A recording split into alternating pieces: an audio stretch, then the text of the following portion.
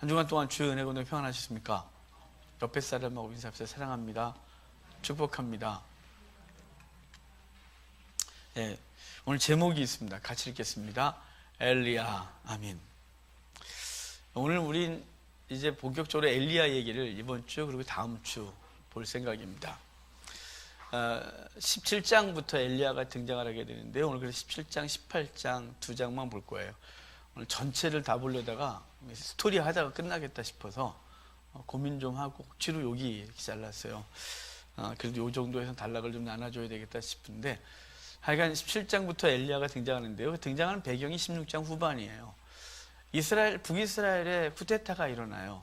그래서 시므리가 쿠데타를 일으켜서 7일 만에 오므리 장군에 의하여 진압됩니다. 그리고 이 오므리 장군이 나라를 이어받을 것 같았는데 디브네라고 하는 장군이 또 싸움을 일으켜서 3년 내전을 겪습니다. 북이스라엘이 3년 동안 내전을 겪어서 거의 5대5 정도로 나누어져서 이스라엘이 내전을 겪어요. 그러다가 오므리가 그 전쟁에서 이기고 디브니는 죽습니다. 그리고 오므리 왕조가 세워지는데요.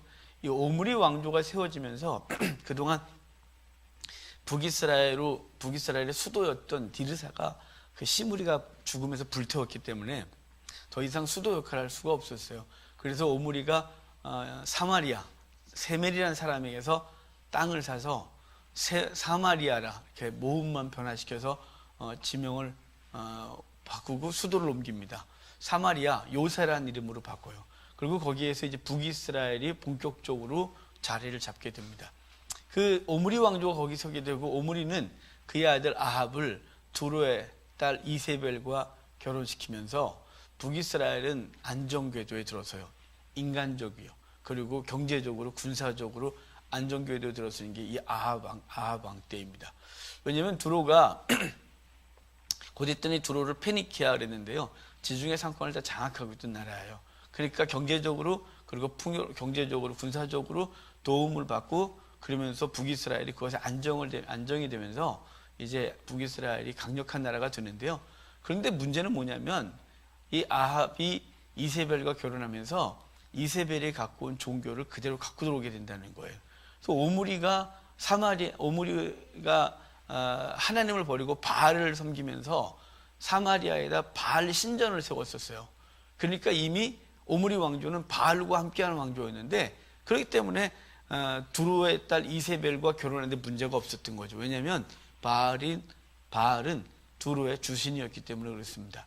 그래서 신이 일단 같아지니까 이 두로와 그리고 북이스라엘은 연혼 관계를 맺게 되고 자연스럽게 더 강력한 바알 신자들이 북이스라엘로 유입되게 됩니다. 그래서 아합 때는 하나님이 바알이었습니다. 사사시대 때는 하나님은 돈이었습니다. 그리고 각자 자기 속에는 옳은 대로 행했었습니다. 그런데 이제 다윗이 하나님을 왕으로 섬기는 나라로 만들었었는데 그의 아들 솔로몬이 인간적인 수단 방법으로 이웃나라와 연혼관계를 맺으면서 우상이 싹 들어오게 되고 결국은 하나님이 나라를 찢게 되는데요. 그 찢은 북이스라엘의 시작이 여로보암의 길로 행하였다라고 하는 것처럼 우상 숭배를 시작했었어요. 그리고 우상의 이제 이 절정을 맞은 게 바알인 거죠. 이 오므리 왕조가 바알을 섬기게 되고 아합은 그 바알을 주신으로 섬기고 있는 나라의 왕의 딸과 결혼하는데요. 이 두로는 신정일치 국가라 대제사장과 왕을 겸하였습니다. 그러니까 이세벨은 대제사장의 딸인 것이죠. 바알 신앙에 아주 철저하게 물들어 있는 여인이 들어오게 되고 바알 신앙이 들어와요. 그래서 북이스라엘은 여호와가 하나님이 아니라 그동안 그래도 어느 정도쯤은 그 송아지 갖다 놓고도 여호와다 하나님이다라고 조금이라도 좀 했었던 게 이젠 완전히 무너져 이제 바알을 신으로 섬기는 공식적으로 섬기는 나라가 되어집니다. 그럴 때 하나님은 그것을 볼 수 없어서 한 사람을 보내는 게 엘리야입니다. 엘리야. 그 엘리야 이름의 뜻은 하나님, 여호와예요. 그래서 하나님은 여호와다. 그러니까 여호와가 하나님이고요. 하나님은 누구냐? 여호와다. 그러니까 이스라엘은 지금 바알이 하나님이라고 말할 때 지금 하나님은 엘리야를 통하여 아니다. 여호와가 하나님이다 라고 말하고 싶으신 거예요. 그래서 엘리야가 가서 이 하나님은 엘리야에게 너는 가서 왕을 만나서 내가 말하지 아니하면 비가 오지 않겠다고 말하래요. 비만 오지 않는 게 아니라 본문을 잘 보면 우로, 그래서 비와 이슬이 내리지 않겠다 이렇게 말해주라고 말하는 거예요. 그리고 얼른 도망옵니다. 왜 비를 내리지 않겠다고 하는 걸까요? 우리 바알은 저하고 공부했던 것대로 바알은 지중해로 오면 제우스가 되어져요. 그는 번개를 들고 있어요. 그래서 번개를 그 신이 팍 던지면 번개가 팍 치면서 비가 내리고, 그 비가 내려야 농사를 질 수 있으니까요. 바알은 농경신이었어요. 바로 그가 비를 내려주는 신인 거죠. 그래서 지금 하나님은 이렇게 말하는 거예요. 너희가 바알을 섬기는데 바알이 비를 내린다고 하는 것이냐? 아니지. 바알은 내가 멈추라고 하면 할 수 없다. 내가 비를 안 주면 바알이 아무리 난리를 쳐도 비가 안 온다고 말해주고 있는 거. 거기다가 끔찍한 건 이슬까지 그친다는 거예요. 이슬이 그치면 정말 감당할 수가 없어져요. 그래도 새벽 이슬이 풍성하게 내려서 그 이슬로 인하여 풀들과 식물들, 그리고 양떼와 이 염소들이 그것을 먹고 생을 유지하는데, 이게 지금 이걸 끝내버리겠다는 거죠. 그리고 엘리야는 얼른 도망가서 그리시네가에 숨습니다. 디셉 사람이었는데 이 디셉의 이 그리시네가에 디셉이라는 동네가 있었고, 엘리야는 자신이 잘 아는 지역으로 도망을 가서 거기서 숨어 있게 됩니다. 그 숨어 있을 때 하나님은 그를 까마귀를 통하여 아침에도 떡과 고기를, 저녁에도 떡과 고기를 제공하셨다 이렇게 되어 있어요. 그런데 그렇게 살다가 좀 지나다 보니까 뭐가 문제냐면 시냇물이 끊어져요. 왜냐하면 자기가 말했잖아요.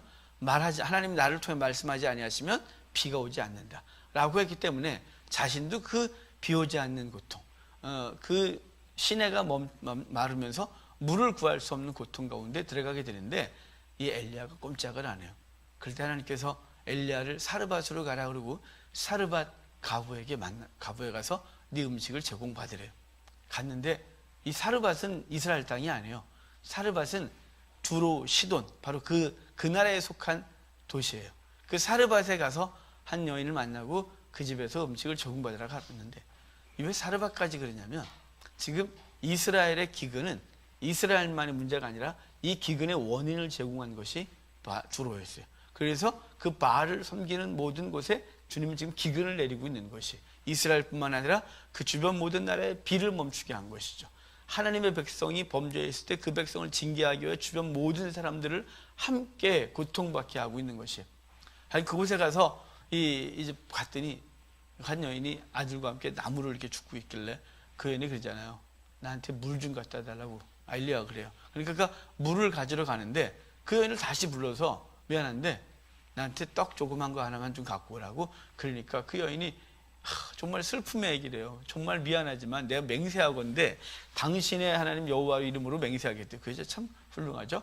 당신 바알이 신을 때 그 여인 이방 여인임에도 불구하고 당신의 신 여호와 하나님으로 내가 맹세하건대 사실은 지금 가루 요만큼 남아서 지금 나뭇가지 주워서 그거 떡 2덩어리 구워서 아들 하나 먹고 나 하나 먹고 죽으려고 한다고. 그걸 달라 그러냐. 뭐 이런 표현이에요. 그러니까 그 엘리야가 다시 말하기를 먼저 나한테 갖고 와라. 그러면 가루통에 가루가 기름이 떨어지지 않을 것이라고 했어요. 그 여인이 그것을 믿고 떡을 먼저 갖다 주고 그것을 먹고 그 집안에 정말로 이제 그 기근 때에 가루와 기름이 떨어지지 않게 되는 은혜를 입어요. 그런데 문제가 생기잖아요. 아들이 죽는 것이죠. 그러니까 여인이 와서 이렇게 말해요. 왜 우리 집에 왔냐고. 왜 우리 집에 와서 내 죄를 생각나게 하고 내 아들을 죽게 하냐고 말하는 거예요. 엘리야가 하나님께 나아가서 기도해요.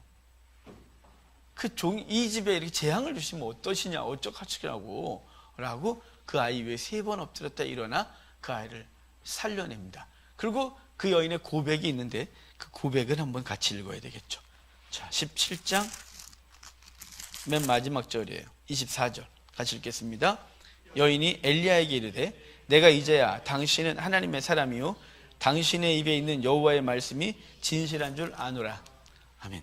내가 이제야 당신이 하나님의 사람이시오 당신의 입에 있는 여호와의 말씀이 진실한 줄 아노라.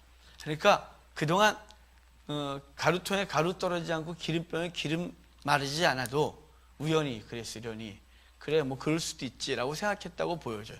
그 여인의 믿음을 요구하는 과정 가운데 그 하나 정말 자기 생명보다 더 귀한 아들이 잠시 생명을 잃고 엘리야를 통하여 살아난 일이 있어서 그 여인은 말하기를 당신은 참으로 하나님의 사람이요 당신의 입에서 나온 말씀은 여호와의 말씀을 내가 이제야 알았다 이렇게 말해요.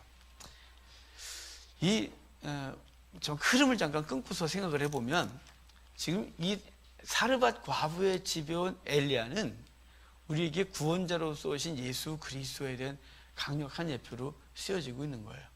사실은 영적 기근과 삶의 기근, 죽은 거나 다름이 없었던, 지금 사실 우리는 죽었었던 존재죠. 에베소서의 말씀으로 하면 죽었던 너를 살렸다 했고, 창세기 3장에서 범죄함으로 하나님과 단절되어 화영검으로 에덴을 지키게 하셔서 우리는 그의 때라 그의 영역으로 들어갈 수 없는 존재였습니다.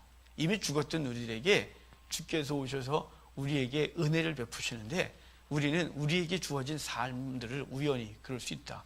박하다. 이거밖에 안 되냐. 여러분 가루통에 가루가 떨어지지 않고 기름병에 기름이 떨어지지 않다 그랬지. 먹고 마시고 배부르게 배 터지갖고 집까지 사고 부자 됐더라 이런 얘기가 없어요. 그 여인도 삶이 팍팍한 거지. 굶어 죽지 않을 정도의 이 기근을 해결할 정도의 삶이었던 것이지 부유했다가 아니에요. 그 여인이 맨 처음엔 하나님이 하셨다고 생각했지만 시간이 지나면서 그럴 수도 있지라고 했었겠죠. 하지만 죽음을 통하여 죽고 살아남음을 통하여 지금 그가 말하기를 당신은 참으로 하나님의 사람인 줄 내가 알았다. 당신의 입에서 나온 말씀이 여호와의 말씀을 내가 이제 안다. 이 말은 지금 예수 그리스도께서 그 땅에 오셨을 때 사람들이 믿지 않았어요. 병 고치고 그리고 오병의 기적을 일으키고 무리를 거르시고 그 죽은 자를 살리고 막 그래도 믿지를 않아요. 바리새인들이 물었어요. 당신이 하늘로부터 온 표적을 우리에게 보이라. 없다.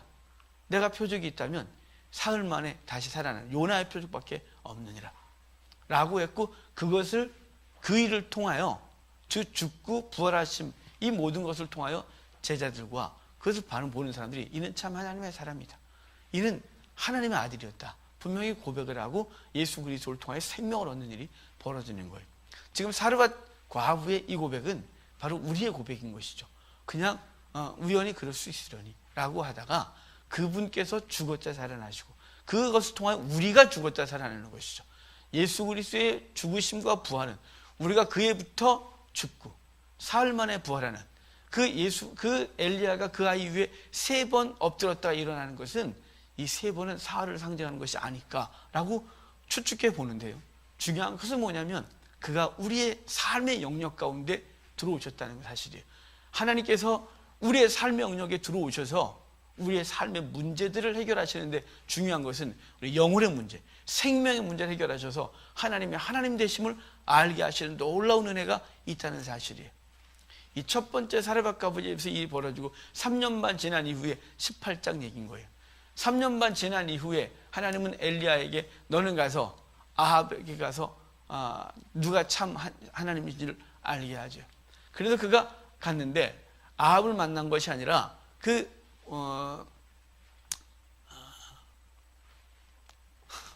이 사람 생각이 안 나죠.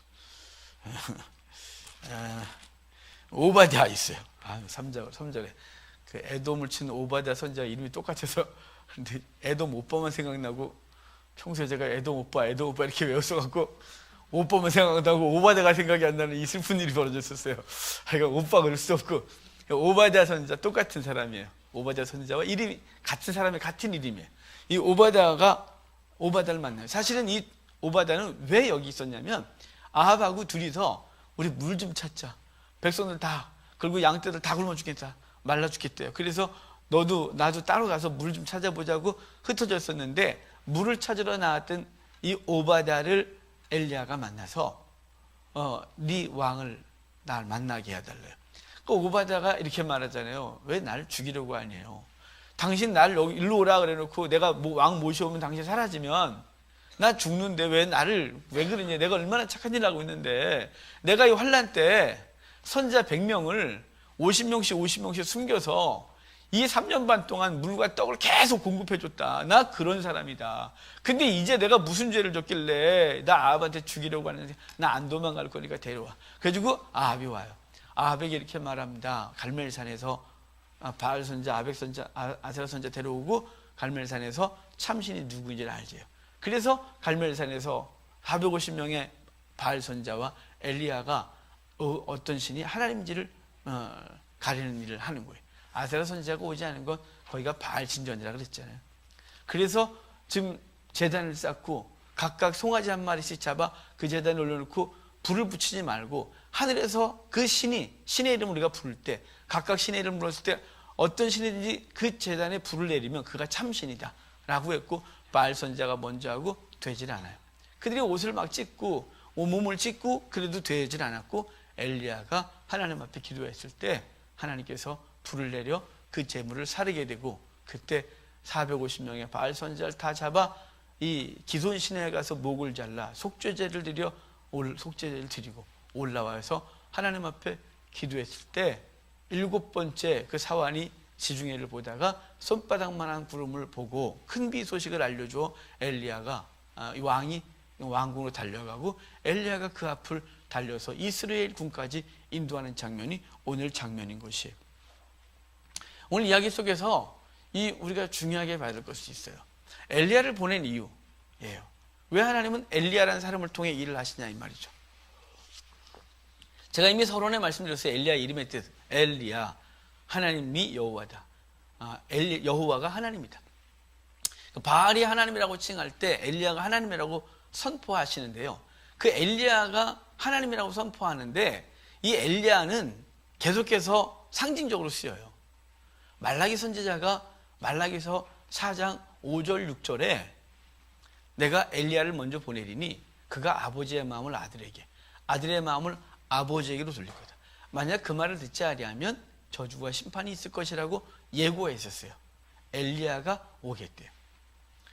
누가복음에도 그렇고 마태복음도 그렇고 주님은 그 엘리야 그 세례 요한을 가리켜서 예언대로 엘리야가 먼저 왔대요. 그 엘리야는 누구냐? 바로 세례 요한이다. 세례 요한이 아버지의 마음을 아들에게도 아들의 마음을 아버지에게로 그를 하나님 앞에 경건한 사람들로 그가 세울 것이라고 예고하고 말씀하신 것이. 그러니까 엘리야는 왜 왔냐면요. 엘리야는 여호와가 하나님 것을 알려주는데 그 여호와가 하나님 것을 알려주는데 그의 사역은 뭐냐면 그들에게 경고하고 있는 것이. 경고와 이 경고를 통해서 목적한 바가 뭐냐면 여호와가 하나님이라는 걸 알려주고 싶은 것입니다. 그러니까 엘리야는 아합에게 경고해요. 아합에게 경고했다는 것은 이스라엘 전체에게 경고한 것이죠. 하나님이 비를 내리는 분인데 너희가 바알을 섬겼기에 비가 내리지 않을 것이고 너희가 하나님께 돌아오지 아니하면 비를 내리지 않을 것이라고 하는 경고를 내리고 있는 거예요. 그래서 아버지의 마음을 아들에게도 아버지의 마음, 아들의 마음을 아버지에게로. 다시 말하면 그 엘리야가 이 사역을 통하여 그 깨어졌던 관계, 하나님의 마음이 그들은 하나님에게로 그 마음을 회복하는 이 일을 하는 것이 엘리야라 이 말입니다. 그래서 돌아오게 하는 것이 돌아오게. 그래서 엘리야를 보낸 건 그들을 돌아오게 하는 것이. 이 기간이 3년 반이라는 것이죠. 이 3년 반은 여기가 처음이에요. 그리고 다니엘서에 3년 반 나오고요. 예수님이 3년 반 사역하셨고요. 그리고 요한계시록에 여러 방식으로 3년 반, 1260일, 한때, 두때, 반때, 사흘 반 이런 식으로 표현했어요. 이 3년 반은 뭐냐면 바로 그 회개를 선포하고 그리고 하나님이 하나님이라는 사실을 모두에게 알리시는 시간이에요. 그 하나님이 비를 내리시기도 하고 멈추시기도 하는 분이라는 걸 모두에게 알게 하는 것이. 그 기간 동안 성도들은 함께 고난을 받죠. 엘리야가 그렇게 말해놓고 자기는 어디 가서 호화호식하지 않아요. 호화롭게 있지 않았고 그도 그리시네가에서 까마에 구주는 음식을 먹고 물이 떨어졌을 때 목마름을 경험하고 사르와 과부의 집에서 기근 속에 같이 있는 것이. 성도는 이 하나님의 말씀을 선포하는 이 기간 바로 3년 반. 그럼 3년 반이 언제냐 이렇게 말하지 마시고요. 예수 그리스도께서 우리에게 주어진 모든 생애가 3년 반이나 다름이 없는 것이. 왜냐하면 이 모든 기간 동안 우리는 엘리야의 사역을 감당해야 되거든요. 그들에게 하나님의 말씀을 선포하고 하나님의 심판이 있다고 말하고, 그래서 그 말을 들은 자마다 이제 그 속에서 생각해야 되겠죠. 자신의 삶의 기근 속에서 하나님을 기억해야 하고, 그리고 그것을 회복하시는 이가 하나님의 사실을 알게 해야 하는데, 믿지 않는 자들은 그것으로 돌아오지 아니하고 도리어 더 강팍해져서 마치 아합이 말하기를 이 엘리야를 잡아 죽이겠다, 공포하기를 엘리야 만나서 안 만나서, 어느 동네 가서 엘리야 와서 봤어 못 봤어? 그거 봤어요. 그럼 어디 갔어? 이래도 못 봤어. 근데 봤어 봤는데도 못 봤다, 다 죽여버렸단 말이에요. 엘리야 다 잡아 죽이겠다고, 엘리야와 관계된 모든 사람 그 철저하게 죽이겠다고 말하고 있는 거예요. 마치 이 시대 성도가 나가서 복음을 증거하면 이 세상을 망하고, 그리고 하나님의 나라가 설 것이고, 그리고 예수 그리스도를 믿지 아니하면 심판이, 그리스도를 믿음으로 구원이 있을 것에 대한 얘기를 선포하면 세상은 좋아하지 아니하고 공격하고 박해하고 죽였다고 쫓아다니는 것이, 그 3년 반의 생애는 엘리야가 나가 하나님의 말씀을, 하나님의 살아계심을 선포하고 그 기간을 보내는 것처럼 성도들은 이 땅에 사는 날 동안 이 3년 반의 생애는 계속 갖고 있는 거예요. 예수 그리스도가 이 땅에 오셔서 시작하자마자 뭐라고 하셨냐면 회개하라, 천국이 가까웠다. 예수님이 하기 전에 그 앞길을 예비했던 신약의 엘리야, 세례 요한이 회개하라, 천국이 가까웠다 라고 말씀하셨고, 그 회개하라, 천국이 가까웠다고 하면서 그 죄를 회개시켜요. 세례 요한이 예수 그리스도가 오셔서 죄를 지적하세요. 그것을 들은 바리새인과 지도자들은 절대로 순종하지 아니하고 거부하고 그리스도를 죽이려고 했단 말이에요. 하지만 이 일을 통하여 주님께서는 계속해서 이 성도들에게는, 주의 백성들에게 깨어있게 하고, 믿지 않는 자들에게는 그 심판을 선포하는 기간이었어요. 3년 만이 끝나면 갈멜산 전투가 벌어져요. 갈멜산 전투에 대적이 멸하죠. 450명의 바알 선지자가 죽어요. 이 갈멜산이 상징하는 바는 예수 그리스도의 골고다 언덕이에요. 그분이 그곳에서 참신이 누구냐 이렇게 알려주는 것이죠. 참신이 누구냐 이 말이에요. 그래서 예수 그리스도가 죽으심으로 그 죽으심 앞에 백부장과 사람들이 말하기를 이는 참으로 하나님의 아들이었다 이렇게 고백하는 것이, 그것으로 인하여 그럼 그들이 다 돌아왔냐? 돌아오지 않아요. 450명 바알 선지자가 죽었으나 이스라엘이 돌아왔다는 얘기가 없어요. 백성들이 고백은 했습니다. 아, 여호와가 참으로 하나님이다. 우리가 오늘 본문 읽었었던 18장 39절이 바로 그 얘기였죠. 모든 백성이 보고 엎드려 말하되 여호와 그는 하나님이시로다, 여호와 그는 하나님이시로다. 사라밧 과부도 그 모든 과정을 통하여 당신의 하나님이 참 하나님이다, 당신이 말한 것이 참으로 여호와의 말씀이었다 이렇게 고백했어요. 골고다 언덕은 갈멜산 전투였어요. 그분이 죽으심으로 하나님이 하나님 되심이었어요. 그분이 죽으심으로 우리에게 승리를 제공하신 거예요. 그래서 요한계시록은 어린 양으로 이겼다 이 말이에요. 어린 양으로 이기고 어린 양의 심판자, 어린 양으로서 등장하는 것인데, 그것은 이 오늘 본문에서는 갈멜산에서 영적 전투를 통하여 바알 선지자를 죽이고 사람들에게 참 하나님 누구냐라고 알려줬다면, 예수 그리스도는 갈보리 언덕에서 십자가에 달려 죽으심으로, 그가 제물되어 불타심으로 우리에게 참 하나님을 알려주셔서 우리에게 영원한 승리를 허락하신 거예요. 주님이 마태복음 10장에 제자들을 세상에 보내시면서 둘씩 파송하시면서 그분이 이렇게 말씀하셨어요. 세상의 관원들, 세상을 두려워하지 마라. 그런 걸 두려워하는 것이 아니라 너희가 두려워할 것은 뭐냐? 너희의 영혼까지도 지옥에 보내리. 그 하나님을 두려워해라 라고 말씀하셨던 것이, 지금 우리에게 요구하고 있는 것이 뭐냐면 세상 가운데서 머뭇거리지 말아요. 갈멜산에 사람들 다 모았어요. 아방도 왔고 백성들 다 몰려왔어요. 이제 참신이 누구냐를 가리는 그 앞에서 백성들에게 너는 오늘날 머뭇거리지 마라. 바알과 하나님 사이에서 머뭇하지 마라. 오늘날 선택해라 라고 하고 올라가서 이걸 한 것이, 이제 그들에게 선택을 요구하는 거예요. 누가 참신이더냐? 그래, 바알이 비를 내리더냐? 너희가 3년만 동안 바알 앞에서 무릎을 꿇었고 바알이여 비를 주소서 그래서 옷을 찢고 가슴에 칼집을 내면서 그 간절히 외쳤지만 비 내렸냐? 안 됐지 않냐? 여호와께 기도했고 여호와께서 비를 내렸다. 이제 참신이 누구냐? 선택해라 이렇게 말씀하고 있는 거예요. 여러분, 엘리야를 통하여 이 하나님께서 하신 이 목적은 하나님이 하나님 되게 하십니다. 또한 엄중한 심판과 그 길에서 돌이키라고 하는 것이. 그래서 엘리야가 이 제단에 제물을 올리면서 기도하는 것이 뭐였냐면, 자, 우리 36절, 37절 볼까요? 18장. 저녁 소재 드릴 때 같이 읽을게요. 이르러 선지자 엘리야가 나아가서 말하되, 하나님과 이삭과 이스라엘 하나님 여호와여, 주께서 이스라엘 중에서 하나님이신 것과 내가 주의 종인 것과 내가 주의 말씀대로 이 모든 일을 행하는 것을 오늘 알게 하옵소서. 여호와여, 내게 응답하옵소서. 내게 응답하옵소서. 이 백성에게 주 여호와는 하나님이신 것과 주는 그들의 마음을 돌이키심을 알게 하옵소서. 자, 지금 오늘날 알게 하소서. 37절도 그 마음을 돌이키심을 알게 하옵소서. 주님은 그들의 마음을 돌이키심을 알게 하옵소서. 지금 이 갈멜산에서 이 하나님께서 불을 내리시는 그 이유, 그것은 그들로 하나님을 알게 하옵소서. 이스라엘 백성이 하나님을 모르고 엉뚱한 길로 계속 갔단 말이죠.